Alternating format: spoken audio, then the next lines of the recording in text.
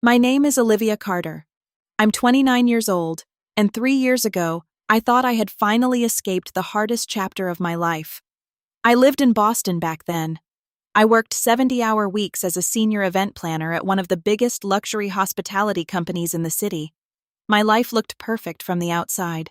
Good salary, beautiful apartment, a fiancé who loved me, friends who filled our weekends with laughter and wine nights, and a boss everyone admired, Daniel Mercer. People called him a genius. He owned Mercer Elite Events, the company I practically gave my entire 20s to. Politicians hired him, athletes trusted him. Celebrity weddings, million-dollar charity galas, corporate launches. Daniel touched everything successful in Boston's luxury scene. And for 5 years, I helped build his empire.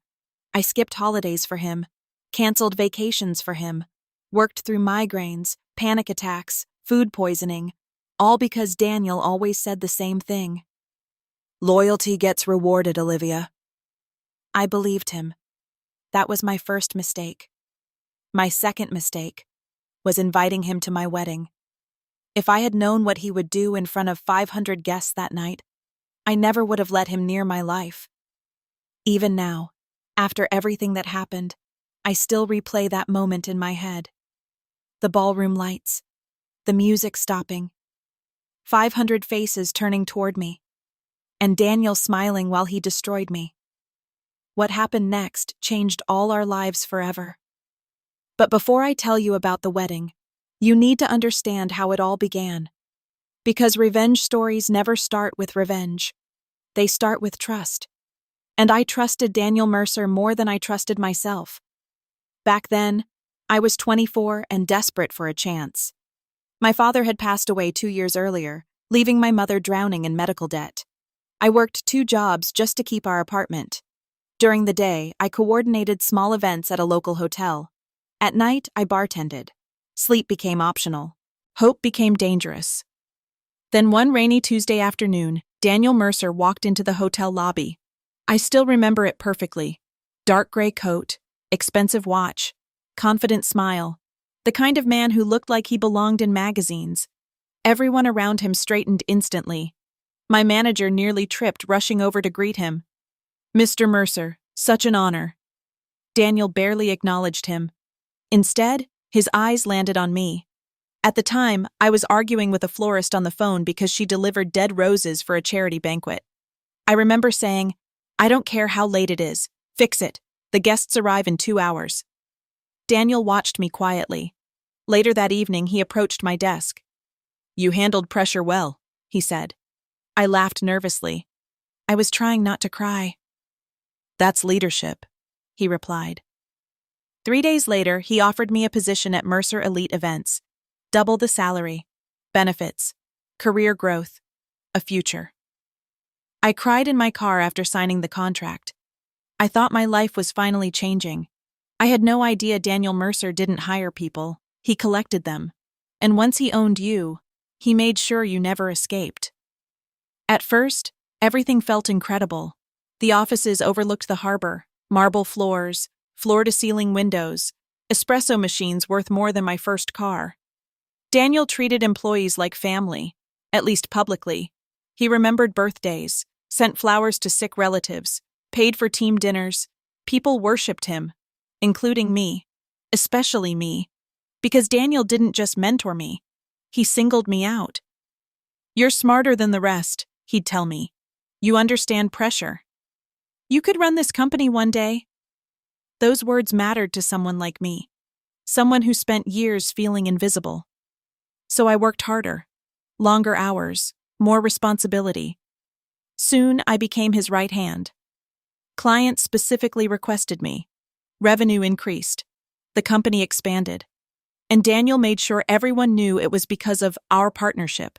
But slowly, little things started bothering me. Tiny moments. The kind you ignore because you want to believe in someone. Like when Daniel screamed at assistants behind closed doors. Or when employees disappeared suddenly after disagreeing with him. Or when he took credit for ideas that weren't his, mine included. Still, I defended him. Because that's what manipulation looks like. It doesn't arrive as cruelty first. It arrives as validation. then dependency, then control. And by the time you notice the damage, you're already trapped. That's also around the time I met Ethan. Unlike Daniel, Ethan was calm, gentle, real. He was an architect working on a luxury hotel project our company managed together. We met during a disaster. A lighting rig collapsed hours before a launch event, and everyone panicked except Ethan. While executives screamed, he quietly rolled up his sleeves and started helping workers rebuild the staging. No ego, no performance, just kindness. I noticed immediately. 3 months later, we had our first date. 1 year later, he proposed. And for the first time since my father died, I felt safe again. I remember calling Daniel after Ethan proposed. He sounded strangely quiet. "That's fast," he said. "We've been together 2 years," I replied. "Still," he said slowly, "marriage changes people." At the time, I ignored the comment. Now I realize something terrifying. Daniel didn't like losing control over people he considered his, especially me. And everything began changing after my engagement. He became colder, sharper, more demanding. Late-night calls increased. Criticism increased. Sometimes he'd stare at my engagement ring during meetings with this unreadable expression. One night after a charity gala, he said something that still makes my stomach turn. "You know," he said casually, "women usually ruin their careers after marriage." I forced a laugh. "I'm not planning to." "Good," he replied, "because Mercer Elite only rewards people fully committed to the company."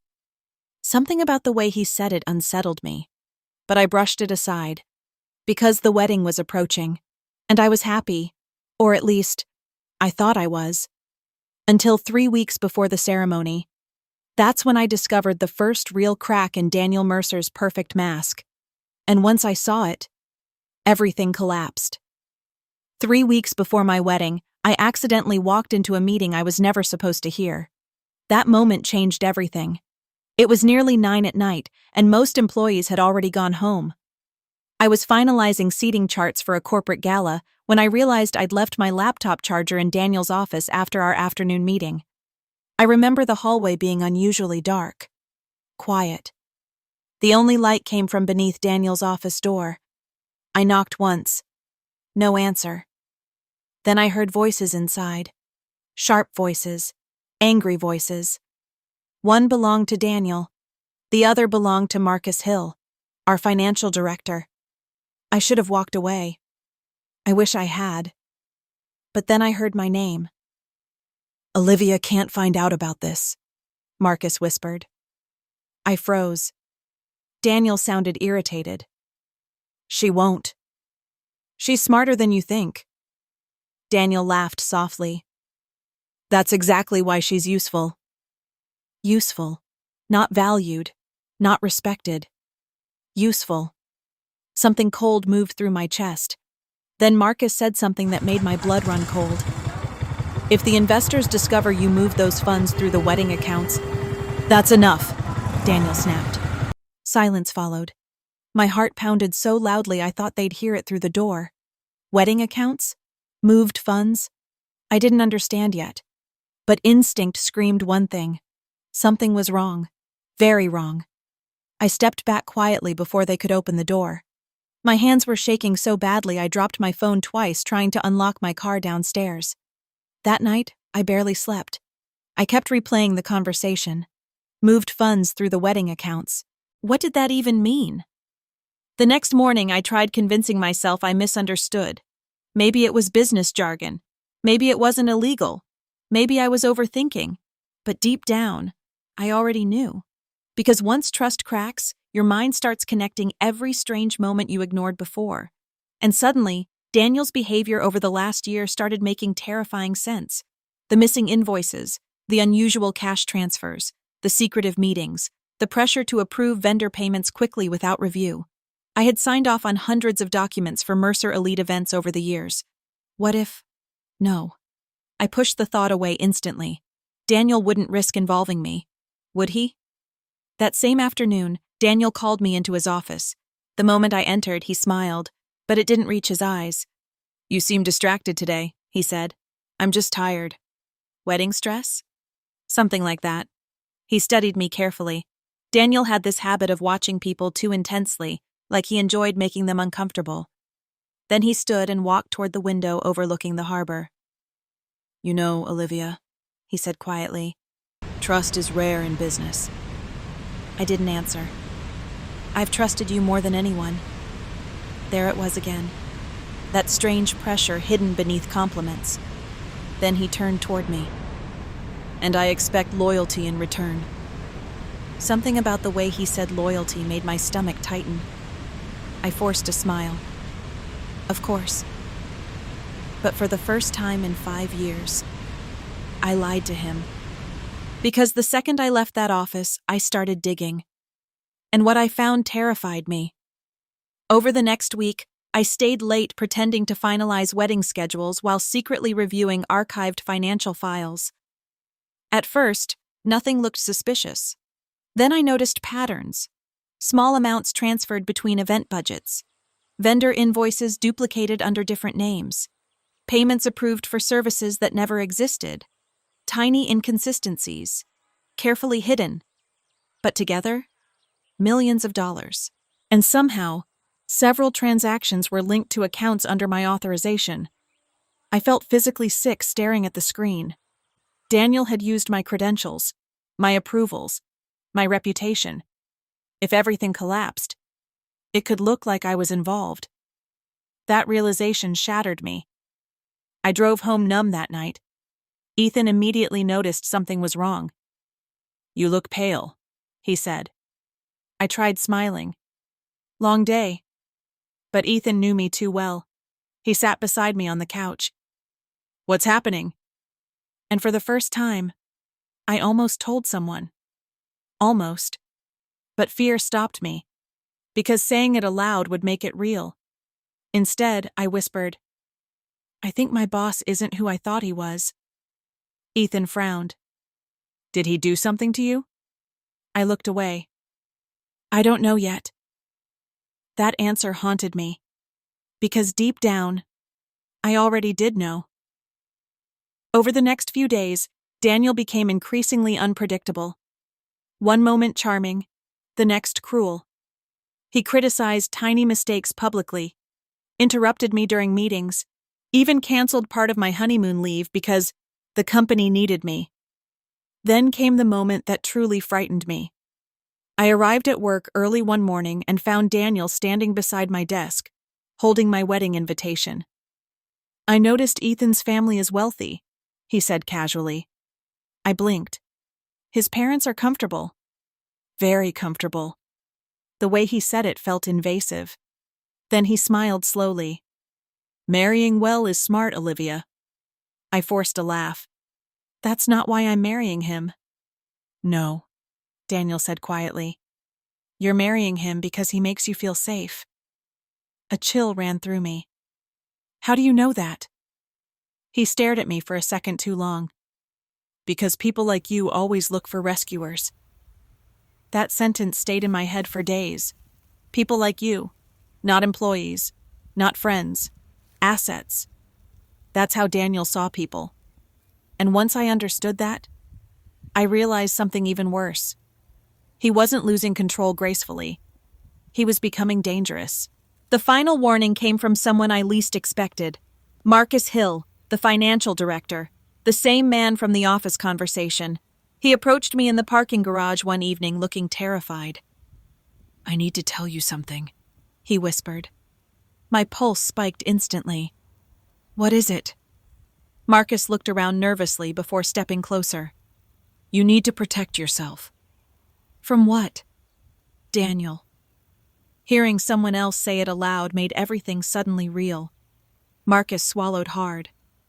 He's setting you up. The world seemed to stop moving. What are you talking about?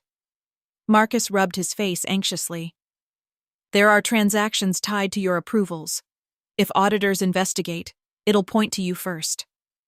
I felt dizzy. Why would he do that? Marcus laughed bitterly. Because Daniel never loses alone. I stared at him in horror. Why are you telling me this now? Because he's panicking. About what? Marcus hesitated. Then he said the words that changed everything. The investors are about to discover millions missing. My knees nearly gave out. Millions. Dear God. Marcus looked genuinely guilty. I tried stopping it months ago. He threatened my career. I whispered, why involve me? Because you're trusted. Clean reputation. Loyal employee. Perfect shield. Shield. Not partner. Not protege. Shield. Suddenly, every compliment Daniel ever gave me felt poisonous. Marcus stepped closer. You need evidence before he turns everything on you. I could barely breathe. And my wedding? I asked quietly. Marcus looked away. That silence terrified me more than anything else. What about my wedding? He swallowed. He knows public humiliation destroys credibility. I stared at him, confused. Then realization hit me like ice water. No. Marcus nodded slowly. He's planning something. And right then, I understood. Daniel Mercer wasn't just trying to protect himself. He was preparing to destroy me publicly before I could expose him. And my wedding was going to be the stage. After Marcus warned me, I sat in my car for almost an hour without moving. Rain hit the windshield in soft waves while my hands trembled around the steering wheel. People walked past my car in the parking garage, laughing, talking, living normal lives, while mine suddenly felt like it was collapsing. Daniel was planning something for my wedding. My wedding. The one day that was supposed to belong to Ethan and me. I kept replaying Marcus's words in my head. Public humiliation destroys credibility. The terrifying part wasn't just that Daniel wanted revenge. It was that he understood people. He understood perception. And in his world, perception was power.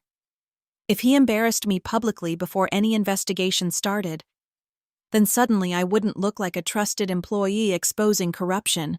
I'd look unstable, emotional, untrustworthy, maybe even guilty. And Daniel Mercer was the kind of man who always planned 3 steps ahead.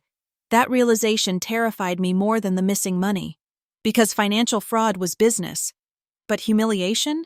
That was personal. I finally drove home around midnight. The apartment was dark except for the kitchen light Ethan always left on for me. That tiny detail nearly broke me emotionally. Because suddenly I realized how exhausted I was pretending everything was fine. Ethan looked up from the couch when I entered. There you are, he said softly. I was worried. The second he saw my face, his expression changed. What happened? I opened my mouth to answer, but instead I started crying. Not graceful crying, not movie crying, the ugly kind, the kind that comes from holding fear inside too long. Ethan crossed the room instantly and wrapped his arms around me. Liv. Hey. Talk to me. For several seconds, I couldn't even form words. Then finally, I whispered, I think I'm in serious trouble. That night, I told him everything. The missing funds, the strange transactions, Marcus's warning, Daniel's behavior, every single detail. Ethan listened quietly without interrupting. And somehow that made it worse. Because the more I spoke, the more real everything became. When I finally finished, silence filled the apartment. Then Ethan asked the question I was avoiding myself. Do you think Daniel would actually hurt you professionally to save himself? I laughed weakly. I think he'd destroy anyone to save himself. Ethan's jaw tightened. Then you need to protect yourself immediately. But how? You gather evidence. I stared at him. And if I'm already involved without knowing? Then we prove you were manipulated. Simple answer. Impossible situation. I sat beside him on the couch, exhausted. Our wedding is in 18 days, I whispered. Ethan took my hand. We'll get through this. I wanted to believe him. God, I wanted to. But deep down, something felt horribly wrong. Like life was quietly moving toward a disaster I couldn't stop. The next morning, Daniel acted completely normal. That scared me even more. He greeted employees with his usual charm, complimented interns, joked during meetings. If I hadn't heard those conversations myself, I would have thought I imagined everything. Then, around noon, he called me into his office again. "Close the door," he said. My stomach tightened immediately. I sat across from him carefully. Daniel smiled. "You seem stressed lately." "Just wedding pressure." He folded his hands calmly. "You know, Olivia, reputation takes years to build." There it was again, that strange, layered way he spoke. I stayed silent. "And one mistake can erase everything." I forced myself to meet his eyes. "Are you trying to tell me something?" For the first time in years, his smile faded completely. "You've always been intelligent," he said quietly. "Don't become emotional now." Emotional. That word hit me hard. Because powerful men like Daniel loved using it against women.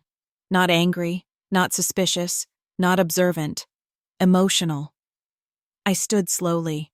"If there's an issue, you should say it directly." Daniel leaned back calmly. "There's no issue, as long as loyalty remains intact." The way he looked at me made my skin crawl. That wasn't a conversation. It was a warning. The second I left his office, I knew one thing for certain. I could no longer trust anyone at Mercer Elite events. Anyone could already be protecting him. Anyone could turn on me. So I stopped reacting emotionally. And that's when my revenge truly began. Not loudly, not dramatically, quietly, carefully. I started documenting everything. Every email, every transfer, every suspicious invoice. I backed up files onto encrypted drives Ethan helped me set up. I photographed documents, recorded conversations when legally possible, copied internal reports. For the first time in 5 years, I stopped being loyal and started being strategic.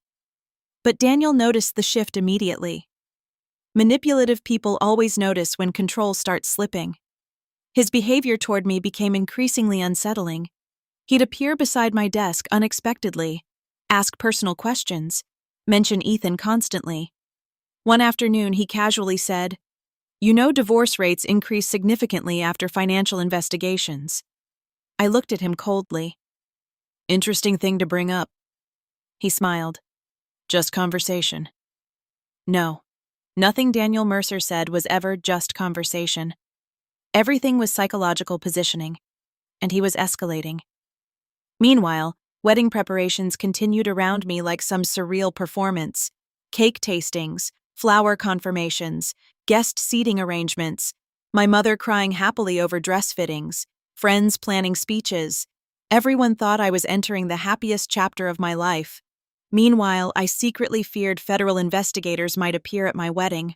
Or worse, that Daniel would publicly accuse me of fraud first. The pressure became unbearable. Then came the rehearsal dinner. And that's when Ethan finally saw Daniel's true face for himself.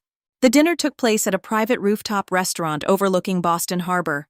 Warm lights, live jazz music, perfect atmosphere, at least on the surface. Daniel arrived 30 minutes late wearing an expensive navy suit and that same controlled smile he wore everywhere. Everyone loved him instantly. My mother whispered, "Now I understand why your company is so successful." That made me sick. During dinner, Daniel played the role perfectly. Charming, generous, sophisticated. He even gave a speech praising me. "To Olivia," he said while raising his glass, "the most dedicated woman I've ever worked with." People applauded. I forced a smile. Then Daniel added quietly, "Some people become irreplaceable." Our eyes locked. And suddenly I understood something horrifying. He wasn't threatening me because he hated me. He was threatening me because he believed he owned me. That realization changed everything. Later that night, Ethan pulled me aside near the balcony. "He's strange," Ethan whispered. I nearly laughed from relief. "You noticed?" "He watches you constantly." I looked down. "There's more." Then Ethan said something I'll never forget. "Liv, I think he's jealous." I stared at him. "Jealous?" "He doesn't look at you like an employee." Cold panic spread through me instantly. Because suddenly dozens of moments over the years rearranged themselves differently in my mind. The favoritism, the possessiveness, the hostility after my engagement. Dear God, I felt sick. No, I whispered. No way. But deep down, I knew Ethan was right. And somehow that made the situation even more dangerous. Because wounded ego mixed with financial desperation creates reckless people, especially powerful men used to control. The next week became unbearable. Daniel's mask slipped more often. He snapped at employees publicly, fired an assistant for a minor scheduling error, started drinking during afternoon meetings. Marcus completely avoided eye contact with me now. Fear infected the office. Everyone felt something changing. Then 4 days before my wedding, I discovered the final piece of Daniel's plan, and it nearly destroyed me. I was reviewing archived vendor files late at night when I found a hidden folder connected to one of our corporate accounts. Inside were falsified approval documents, dozens of them, using my authorization codes, my signature, my employee credentials. I stopped breathing. The timestamp stretched back nearly 18 months. This wasn't random panic. This was preparation. Daniel had been building a shield around himself for over a year, and I was the shield. Then I noticed something even worse. One document had a future release date scheduled, my wedding day, attached to media contacts. My blood went ice cold. He planned to leak financial accusations publicly during my wedding, not afterward, during it.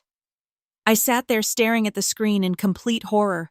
500 guests, business executives, investors, clients, friends, family. Daniel wasn't just trying to protect himself. He wanted to humiliate me so completely that no one would ever believe me afterward. And suddenly Marcus's warning made terrifying sense. Public humiliation destroys credibility. I drove straight to Ethan's apartment, shaking uncontrollably. The second he opened the door, I said, "He's going to destroy me at the wedding." Ethan pulled me inside immediately. "What happened?" I showed him the documents. As he read them, his face darkened with anger. "He forged all this?" "Yes." "And plans to release it publicly?" "Yes." Ethan looked at me carefully. "Then we stop him first." I laughed bitterly. "How? He owns half the people attending." "Not all of them." I stared at him. Then Ethan said something that changed the entire direction of our lives. "My uncle works in federal corporate investigations." The room went silent. I blinked slowly. "What?" Ethan nodded. I didn't want to involve him before without proof. I looked down at the documents in my hands. "We have proof now." For the first time in weeks, hope appeared. Tiny, fragile, dangerous, but real. And that night, while Daniel Mercer planned my public humiliation, Ethan and I quietly began planning his downfall instead. The moment Ethan mentioned his uncle, I felt two emotions at the same time: relief and fear. Because finally, someone powerful might believe me. But involving federal investigators meant this situation was no longer just office drama or manipulation. This was real. Career-ending real. Prison real. Life-destroying real. Ethan called his uncle the next morning. His name was Richard Bennett, and unlike the polished executives Daniel surrounded himself with, Richard sounded calm, direct, and impossible to intimidate. We met him that afternoon in a quiet office building outside downtown Boston. No luxury furniture, no dramatic atmosphere, just gray walls, coffee stains, and decades of experience sitting behind tired eyes. Richard listened without interrupting while I explained everything: the hidden transactions, the forged approvals, Marcus's warning, the scheduled media leak. When I finally finished, he leaned back silently. Then he asked the question I feared most. "Did you knowingly authorize any fraudulent transfers?" "No." He held my gaze for several seconds. I didn't look away. Finally, he nodded once. "Good." That single word nearly made me cry. Because for days I'd secretly been terrified nobody would believe me. Richard opened the files Ethan and I brought. The deeper he looked, the more serious his expression became. "This is bigger than internal fraud," he said quietly. My stomach tightened. What does that mean? It means Daniel Mercer has likely been laundering investor funds through shell vendors for years. I felt sick again. Years. Not months. Years. Richard pointed toward several files. "These signatures were manipulated digitally.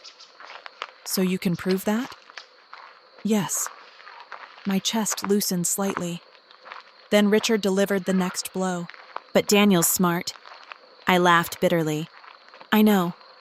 "No," Richard said seriously. "You don't." The room became quiet. Richard folded his hands. "Men like Mercer survive because they build narratives before scandals happen." Narratives. That word hit hard. Because that's exactly what Daniel was doing to me. Creating a story. One where I became the greedy employee who betrayed the company. One where he became the shocked victim. One where nobody questioned him. Richard looked directly at me. "Public perception matters almost as much as evidence." I whispered, "That's why he chose the wedding." Richard nodded slowly. "He wants emotional chaos, confused witnesses, social embarrassment. Once people emotionally associate you with scandal, it becomes harder to recover." Hearing someone explain Daniel's strategy out loud terrified me, because it proved I wasn't paranoid. Daniel had truly planned this, carefully, coldly. Then Richard asked something unexpected. "Do you still plan to attend the wedding?" I blinked. "What?" "If Mercer expects you there emotionally vulnerable, that may become your advantage." Ethan frowned immediately. "You want her to walk into this?" Richard looked calm. "I want Mercer confident." That sentence stayed with me. Because suddenly I understood the shift happening.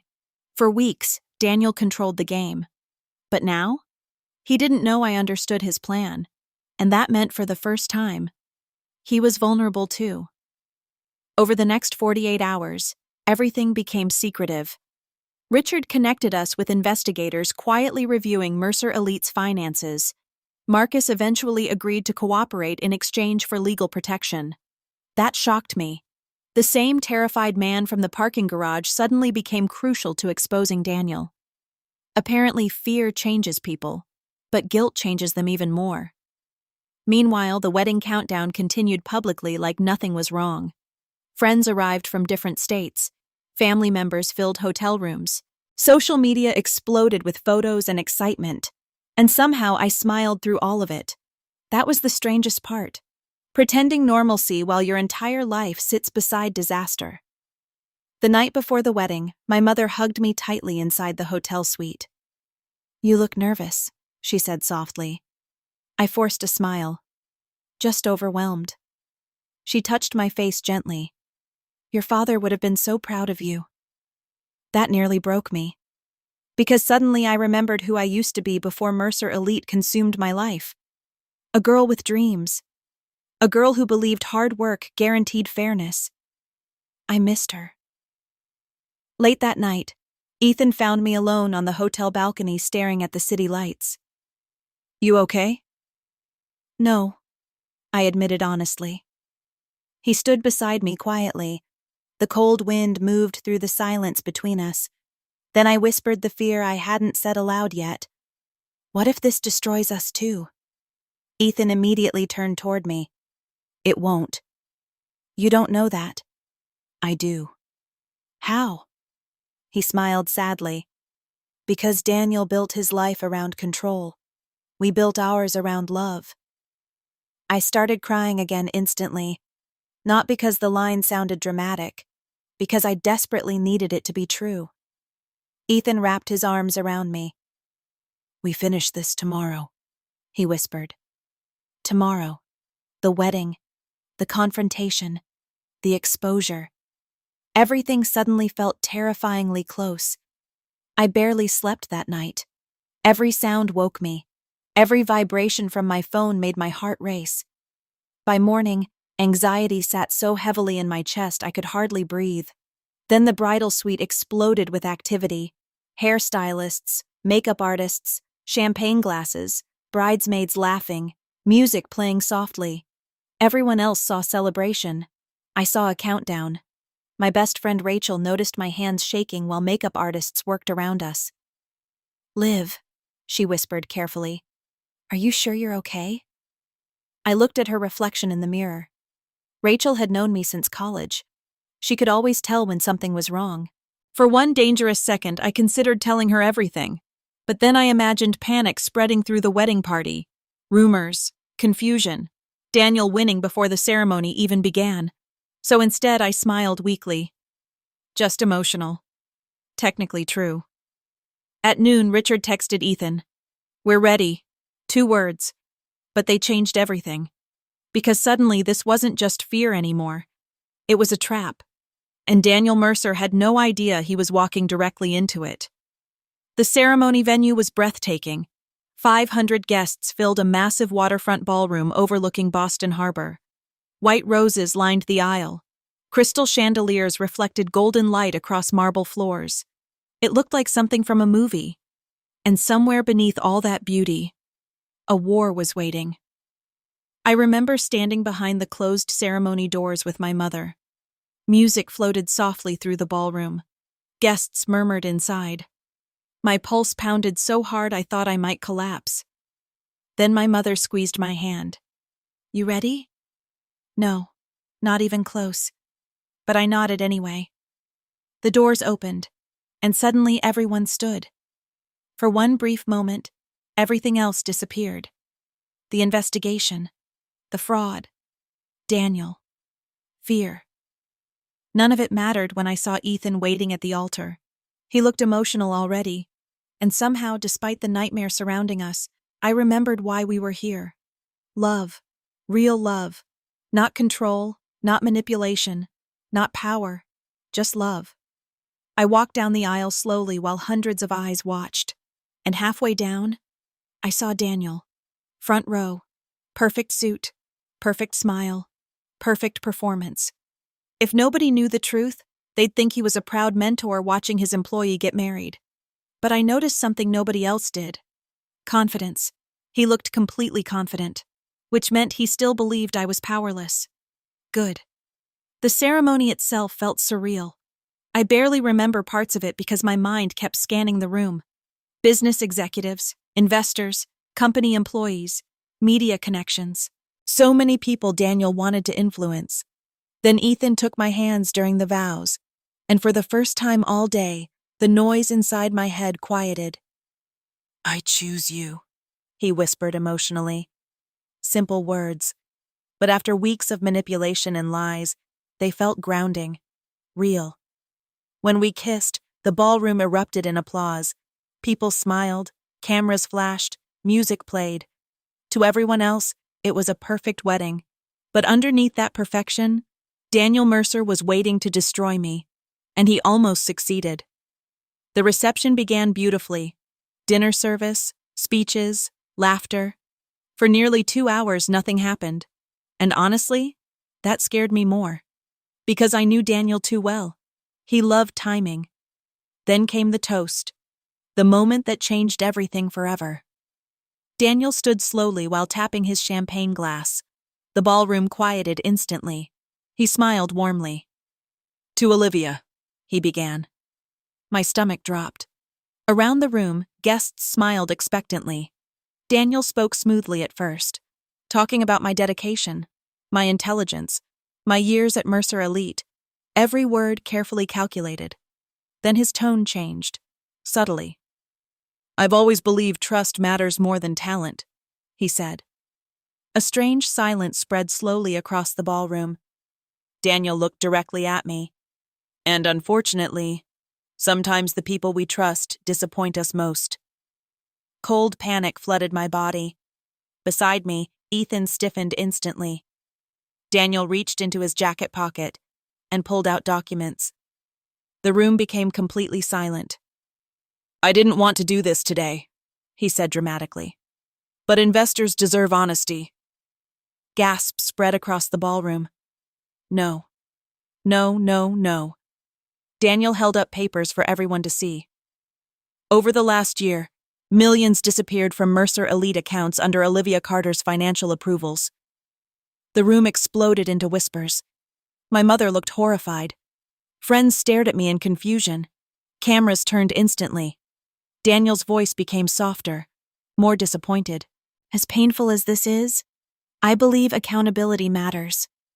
I couldn't breathe. This was really happening. He was actually doing it. Publicly. At my wedding. In front of everyone I loved. Daniel looked at the guests, sadly, like some betrayed father figure.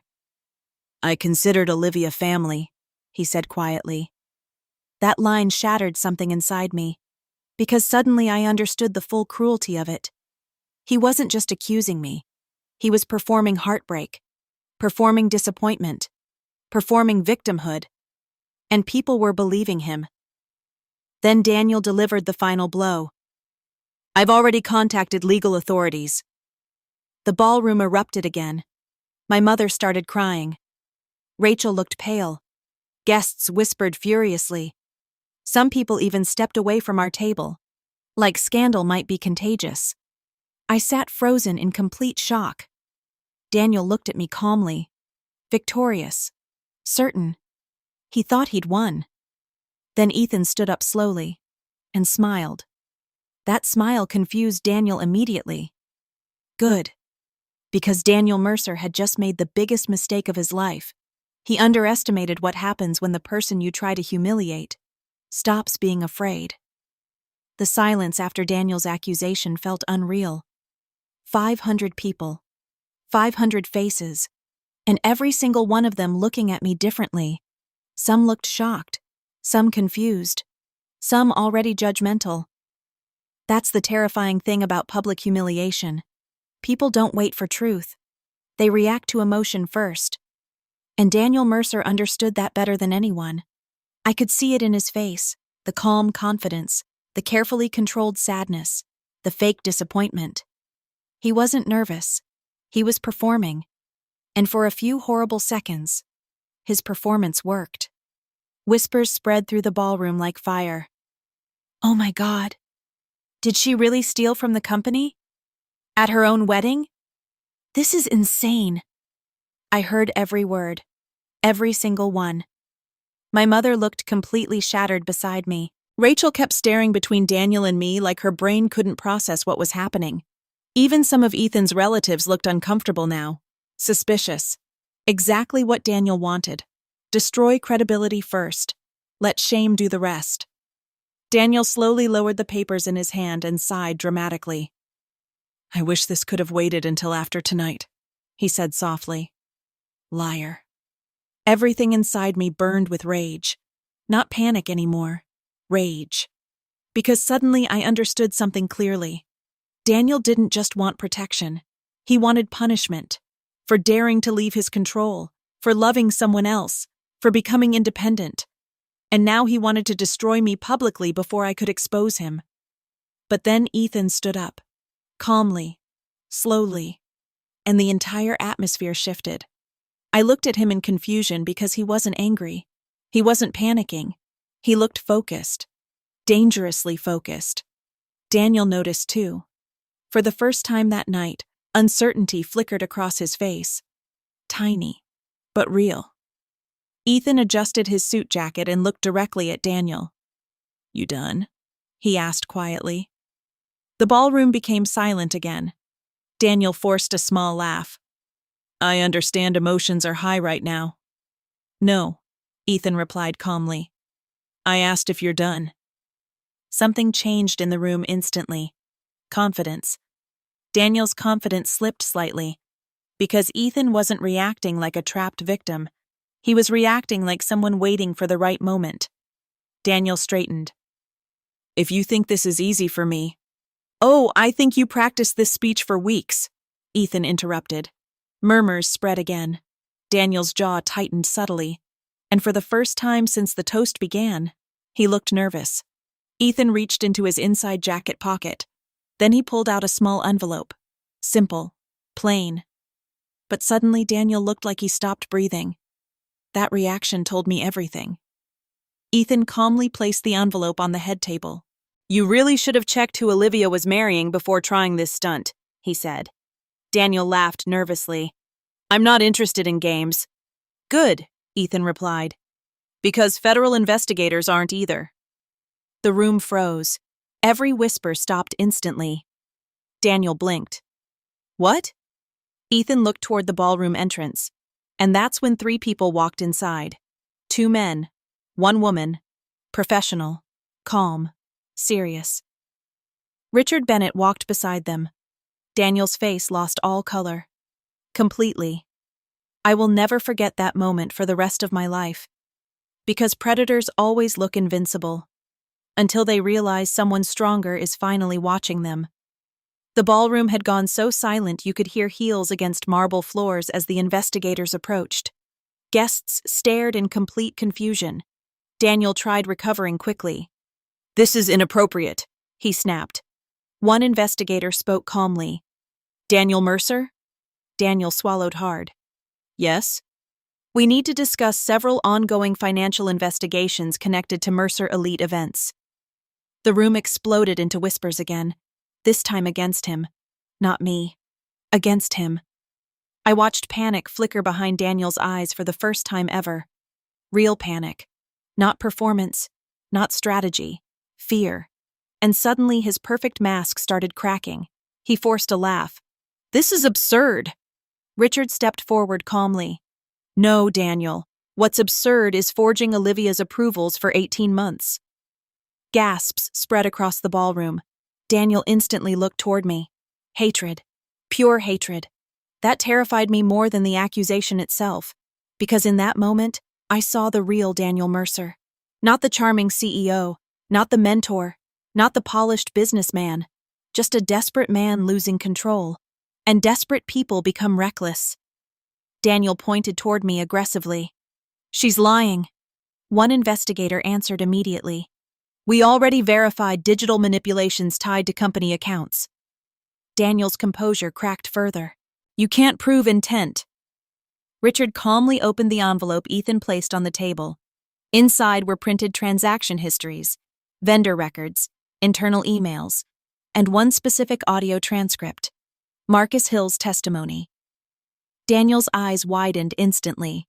He whispered, "No." That single word changed the room. Because guilty people react differently when evidence appears, and everyone saw it. Daniel looked around desperately now, at investors, clients, employees, trying to regain control, trying to rebuild the narrative. But the narrative was gone, and he knew it. Then the investigator said something that completely shattered the ballroom. "We also have evidence you plan to publicly frame Ms. Carter during tonight's event." People audibly gasped. My mother covered her mouth. Rachel looked horrified. Several executives near the back immediately began whispering angrily among themselves. Daniel snapped, "This is ridiculous." But his voice sounded different now. Louder. Less controlled. Panic was taking over. The investigator remained calm. "You scheduled falsified financial documents for media distribution during the wedding reception." Every eye in the ballroom turned toward Daniel, and suddenly he stood alone. Completely alone.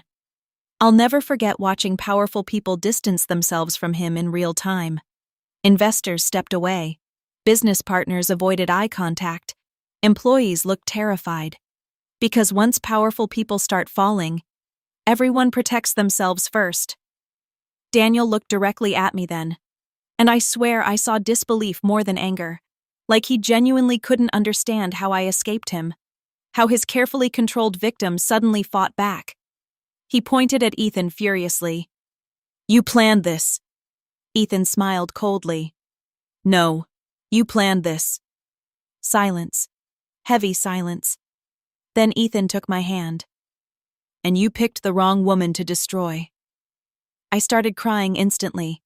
Not because the moment felt cinematic, because for weeks I'd felt powerless, trapped, manipulated, terrified.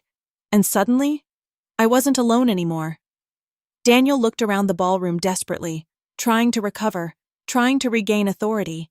But then the final collapse happened. Marcus Hill walked into the ballroom. The second Daniel saw him, his face twisted with betrayal. Marcus looked terrified, but determined. He walked directly toward the investigators and said loudly enough for half the ballroom to hear, "I helped hide the transactions." Complete chaos erupted again. Daniel stared at him in disbelief. "You coward," Daniel hissed. Marcus looked shaken. "No," he whispered. "I'm tired." That line hit me harder than expected, because suddenly I realized Mercer Elite wasn't built on loyalty. It was built on fear. Fear kept people obedient. Fear kept secrets buried. Fear protected Daniel. Until tonight. Daniel suddenly lunged toward Marcus angrily. Security moved instantly. Guests screamed. Chairs scraped loudly across the ballroom floor. And for one brief, chaotic moment, Daniel Mercer completely lost the polished image he spent years building. That was the true destruction. Not the investigation. Not the money. The image. Because men like Daniel survive through perception. And 500 witnesses had just watched his mask collapse publicly. The investigators finally stepped closer. "Mr. Mercer, we need you to come with us." Daniel looked stunned. Actually stunned. Like part of him still believed consequences only happened to ordinary people. He looked toward me again, and quietly said something I'll never forget. "You ruined everything." I stared at him for several seconds, then finally answered, "No, Daniel." I wiped tears from my face slowly. "You did." The ballroom remained silent. Daniel looked around one last time. No allies, no supporters, no control, just judgment. Exactly what he tried giving me. As investigators escorted him away, guests moved aside silently. Nobody defended him. Nobody stopped them. Because power disappears quickly when fear disappears first. And then, he was gone. Just like that. 5 years of control. 5 years of manipulation. 5 years of fear. Gone. The ballroom stayed frozen for several seconds after the doors closed behind him. Nobody knew what to say. Honestly, neither did I. Because adrenaline was leaving my body now, and exhaustion was replacing it. I sat down slowly, shaking uncontrollably. Ethan immediately knelt beside me. "Hey," he whispered softly. "It's over." But I couldn't stop crying. Weeks of fear poured out all at once. My mother wrapped her arms around me tightly. Rachel cried too. Several guests approached carefully to apologize for believing Daniel even for a moment. But the strangest part? I barely heard any of it, because my mind kept replaying one horrifying truth. If Ethan hadn't believed me, Daniel would have destroyed my entire life tonight. And that realization stayed with me long after the ballroom emptied. But the real shock came the next morning. Because Daniel Mercer's downfall didn't stay inside that wedding ballroom. It exploded everywhere. And suddenly, the entire country was watching. The morning after my wedding, I woke up thinking maybe the entire thing had been a nightmare. Then my phone started vibrating. Again, and again, and again. Texts, calls, emails, notifications. By the time I sat up in bed, my screen looked like it was exploding. Rachel had sent 12 messages. My mother had called 7 times. Former coworkers were suddenly apologizing. And every major business blog in Boston had the same headline: "Luxury event CEO investigated after dramatic wedding scandal." My stomach dropped instantly. It was everywhere. Someone at the wedding leaked videos online. Not just Daniel's speech. Everything. The accusations. The investigators entering. Marcus confessing. Daniel losing control. Millions of people were suddenly watching the worst night of my life like entertainment. I sat there frozen while Ethan quietly read headlines beside me. Then he turned the phone toward me. One video already had over 2 million views. Comments moved faster than I could read them. He tried ruining her wedding and destroyed himself instead. The way his mask slipped at the end was terrifying. Her husband standing up for her gave me chills. This feels like a movie. I put the phone down immediately. I couldn't breathe. Because people online only see the dramatic moments. They don't see what happens afterward. The exhaustion, The fear, the emotional damage, the nightmares. That part stays with you privately. For weeks, my entire life felt unreal. Federal investigators officially froze Mercer Elite's accounts. Multiple executives resigned immediately. Investors claimed they had no knowledge of the fraud. Employees panicked. News stations camped outside company buildings. And suddenly, everyone who once worshipped Daniel Mercer acted like they never trusted him. Funny how fast loyalty disappears when cameras arrive. But the hardest part wasn't the media attention. It was realizing how deeply Daniel had manipulated my entire identity. For years, I thought my success belonged to me. But slowly, I began questioning everything. Did I earn my promotions? Or was I simply useful? Did he ever respect me? Or just control me? Even compliments started feeling poisoned in my memory. That emotional damage took longer to heal than the public scandal. One afternoon, about 3 weeks after the wedding, I finally returned to the Mercer Elite offices with investigators to collect personal belongings. The building felt completely different. Cold. Empty. Like the soul had left with Daniel. Employees barely spoke above whispers. Some looked embarrassed seeing me. Others looked relieved. Like my survival somehow gave them permission to admit they'd been afraid too. Then I walked into Daniel's office one final time. The harbor view was still beautiful. The expensive whiskey bottles still lined the shelves. Awards still covered the walls. From the outside, it still looked like power. But now I understood something important. Power built on fear is temporary. Eventually, people stop being afraid, and everything collapses. I quietly packed photos, notebooks, and old files into a cardboard box while memories flooded my head. 5 years. 5 years of my life spent trying to earn approval from someone incapable of truly valuing anyone. That realization hurt more than I expected. Then I noticed something sitting inside Daniel's desk drawer. A framed company photo from 4 years earlier. Me standing beside him during one of our first major events. I looked so proud, so trusting. For a moment, anger faded, and sadness replaced it. Because I realized something painful. Daniel Mercer probably didn't start as a monster. People become like that slowly. Greed, control, ego, fear. Little compromises over years until eventually they no longer recognize themselves. Still, understanding someone doesn't excuse them, and Daniel made choices, cruel ones, calculated ones. I left the photo behind. Some memories deserve to stay buried. A month later, formal charges were announced publicly. Financial fraud, forgery, corporate manipulation, witness intimidation. The list shocked even investigators. Apparently, Daniel's empire had been rotting underneath for years. Several executives cooperated to reduce their own consequences, Marcus included. Oddly enough, I never hated Marcus. Weakness isn't the same thing as evil. He made terrible choices. But unlike Daniel, guilt eventually reached him. That matters. Meanwhile, Ethan became the one stable thing in my life.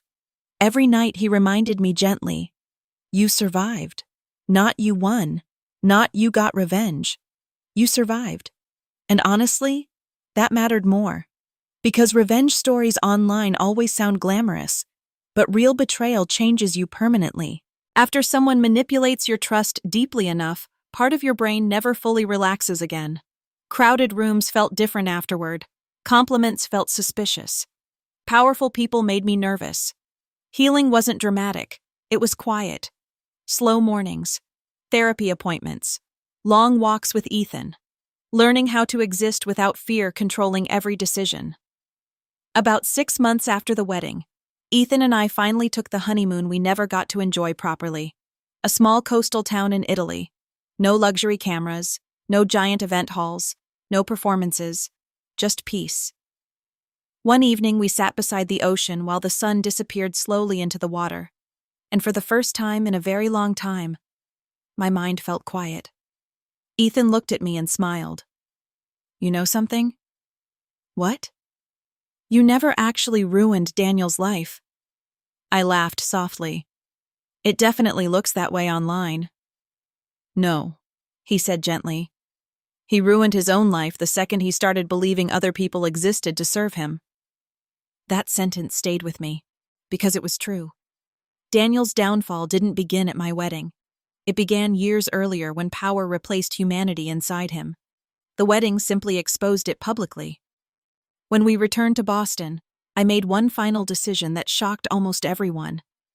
I refused every interview request, every podcast, every media appearance. People wanted drama, a villain, a viral story. But I was tired of living inside someone else's performance. Instead, I quietly started over. A smaller event company approached me months later. Family-owned, simple, honest. During my interview, the owner asked carefully, "After everything that happened, why return to this industry?" I thought about that question for a long moment, then answered honestly, "Because I don't want one manipulative person to decide who I become." And for the first time in years, that answer felt completely true. Today, when people online recognize me from the wedding video, they usually ask the same question: was the revenge worth it? And honestly, that's the wrong question. Because revenge didn't heal me. Truth did. Being believed did. Escaping did. Love did. Daniel wanted humiliation to define my life. Instead, survival defined it. And maybe that's the real lesson in all of this. Some people will try to break you publicly because privately they're already broken themselves. They'll use fear, shame, power, manipulation, anything to stay in control. But eventually, the truth catches up to everyone, even the people who think they're untouchable, especially them. And if there's one thing I learned through all of this, it's this: never confuse admiration with trust. Never confuse control with love. And never underestimate how dangerous wounded ego can become when power starts slipping away. My name is Olivia Carter.